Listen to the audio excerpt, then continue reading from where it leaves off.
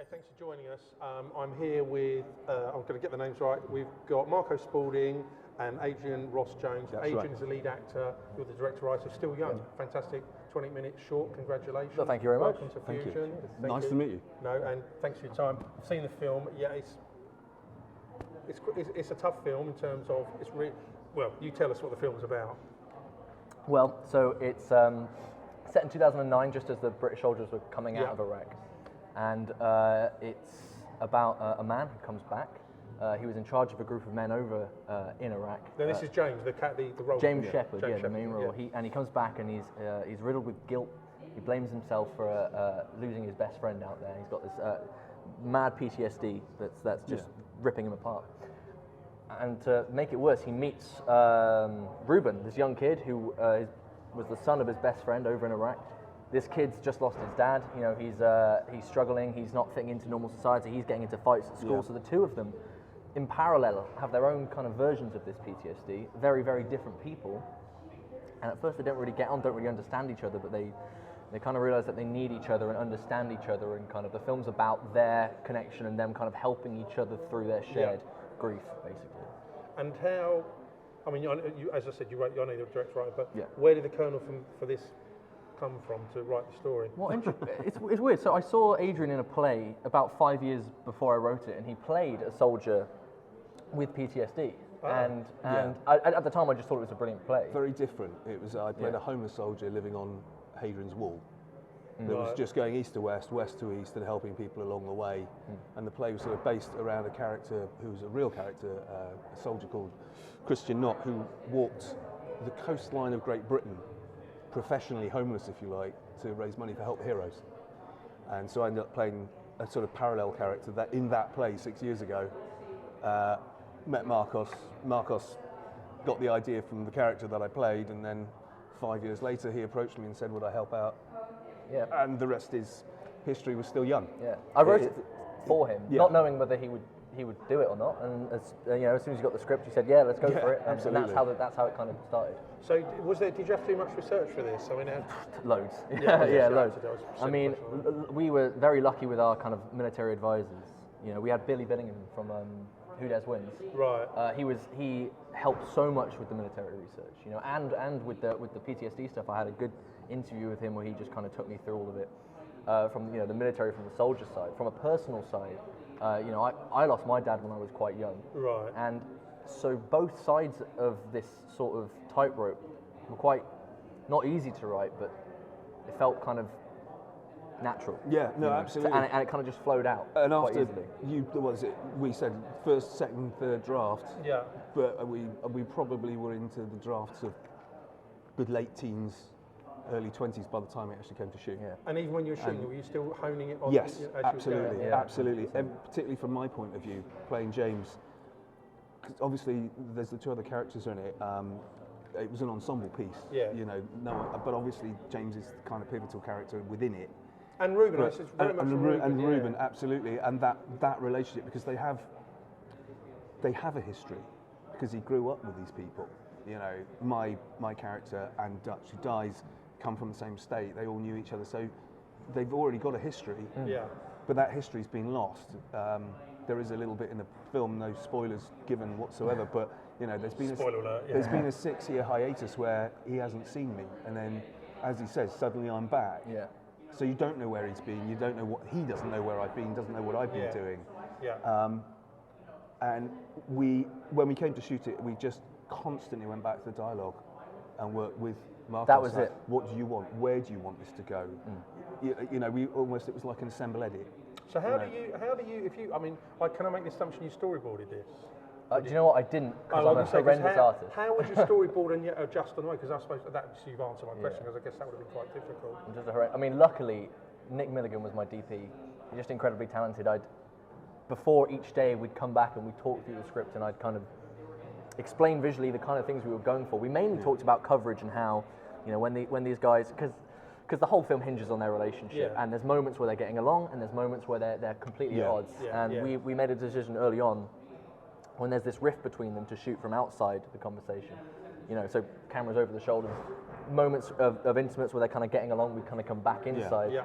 That was more of our storyboards, planning shot lists based on coverage and based on how we block them, rather than here's the frame. Oh, so you still had a plan you worked to, of course. Oh, of course, absolutely. Otherwise, we had a framework. framework, but then we were able to just adapt and adjust within that framework, particularly from the dialogue, because the dialogue, the emotion of the piece is so important.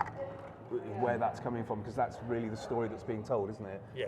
It's not just visual; it's visceral. It really is about the emotions that are going on in the little triangle, from the mum through Reuben, through James, and how they all bounce. So we were able to give it that little bit of freedom, so that we could all work off each other and go with it. I mean, because Matt's very young, who played Reuben. Yeah. How did you come across him? So Matt was, again, it's all theatre based. I saw him in The History Boys. Oh, right, okay. And he was very, very good. He kind of had this very kind of almost inward turmoil about him. And he was quite shy on the outside, but that kind of shone through. And what was great about Reuben is he's a very quiet, very shy boy who is just going through such a horrific tragedy that it comes out in outbursts. So I knew if he was interested, we just working from this basis, we can kind of bring this performance out of him. I think it was his second short film, or quite early on. Done a lot. But man, he completely threw himself in. It's very interesting that you've chosen them from theatre, and I know this goes on, but it's not something, if I ask people, it's not something I come across that often. But Dick, so, I mean, obviously I knew you knew each other previously, but even so, it's quite interesting that you went to, for the Reuben, the guy that played Reuben, you went again to someone that was theatre background. And that's quite, as I said, it's quite an interesting sort of take. It was mainly because there's so much dialogue in there, and there's so much prolonged intimate scenes of just them talking. Having a theatre background of they can turn it on, can't they? Yeah, exactly. And we decided to shoot. We shot on an area mirror in a kind of almost documentary setup, just so rather than doing parts of a scene and stitching it all together, we could just play out the whole scene as if it was a theatre we piece. did a lot of that where we rehearsed the scene, we'd play little bits of it. By the time we'd maybe rehearsed through or done a rehearsal for camera a couple of times, we generally found that we were beginning to string the whole scene together. And they could just again and again flow through it, and so the emotion very free could just we can get coverage on this side, coverage on this side, get the close-ups, maybe get like a moving master. I was nuts for doing moving masters of just trying to cover it all in one smooth way, and then just get some cut-ins in case it doesn't kind of work. And I think, as I touched on, I know most people wouldn't have seen it, but it's quite hard hitting in terms of you've done active service, you come back, and then it's the aftermath of that, and then befriending the young boy and everything. But it's not going to be a fun subject matter. It's not meant to be a fun subject matter. But how is it affecting in terms of the role that you're playing?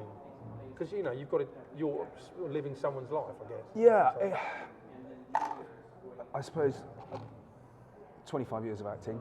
I don't really see myself as an storyteller.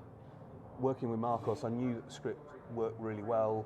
I did what research I could, and then it came down to really the emotions of the piece and how, particularly with Matt, how Matt and I played off each other. Yeah. And so knowing that Matt hadn't huge amounts of experience at that point, we talked through every scene.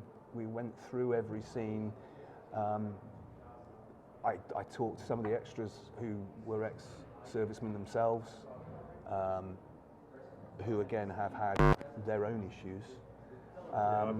And as I was saying to them in one of the scenes afterwards, we were all outside the church, and it was like, well, it is my job to portray that, but I was also doing it, I was really aware that I was wanting to be as respectful as I could to these guys who really had been through that and were still going through it. A testament to that is during that funeral scene where he's giving Dutch's eulogy, the people in the church watching are ex-servicemen. They're all ex-servicemen, And they came up to him after and they just congratulated you. They on how did. Kind of it was really. Hey, we were very lucky with the help. Difficult to find the words actually. I was gobsmacked, but it was lovely. But again, it was as I said to them all, it's out of respect for you as well, for me to try and get it as real. And with history, your own personal history, it's how deep do you go? And I was quite prepared to go anywhere that he wanted me to go to get that. If that does yeah. that make sense? Yeah, it does. I mean, it's really. I mean, everyone in the film was great, but obviously particularly, well, you and the guy, the boy that plays Ruben, are fantastic. Matt's fantastic. Yeah, He was wonderful to work off as well. It kind of makes you realise who on earth would want to join the military. I don't mean that in a glib way, but you know, this is.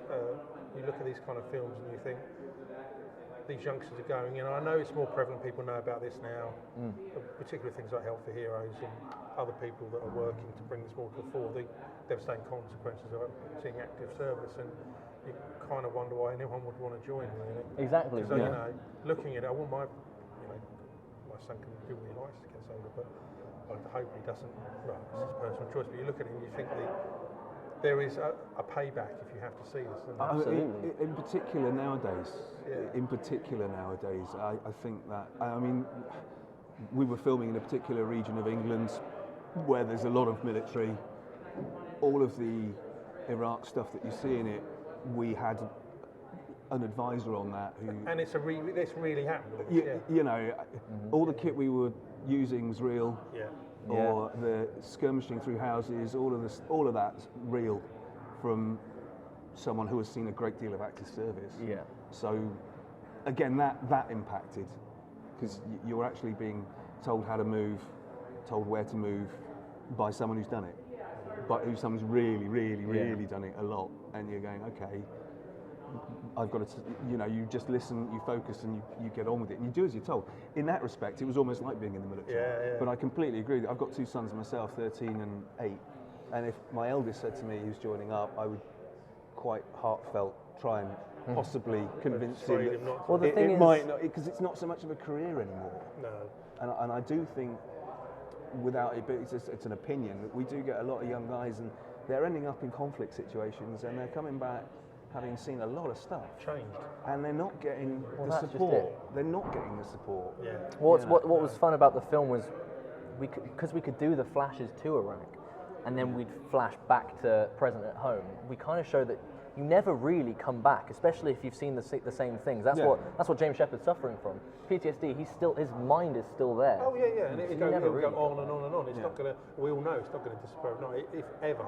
You know, it's literally going to take years and years. Absolutely. I mean, some of the research or talking about it, discussing it. I mean, you know, PTSD would have cropped up from the Crusades onwards. You know, any conflict, it would have created some kind of impact on whether it was medieval through to obviously modern day, where it's just, I think, just so much more prevalent.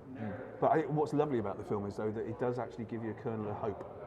There's that little seed of hope, I think, hopefully, that people will see by the end of the film, that there is, okay, this might be all right. You know, you learn to live with it rather than resolve it, if that makes sense. Again, I think you never resolve something like that, but you can learn to live with it, depending on how you get to that point.